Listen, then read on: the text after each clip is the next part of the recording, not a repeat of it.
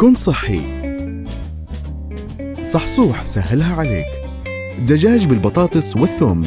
الوصفة تحتاج 450 جرام صدور دجاج مع العظم منزوعة الجلد، حبتين بطاطس متوسطة مقشرة ومقطعة شرائح، ليمونة كبيرة مقطعة إلى شرائح، ملعقة شاي لكل من أعشاب إيطالية حسب الذوق، ملح، ملعقة شاي لكل من عصير ليمون، زيت دوار الشمس، 5 فصوص ثوم مع القشر، نصف ملعقة شاي فلفل أسود مجروش، كيس شواء أو ورق زبدة. يوضع الدجاج مع البطاطس وشرائح الليمون والثوم في وعاء، يضاف عليه البهارات والزيت وعصير الليمون ويقلب جيداً.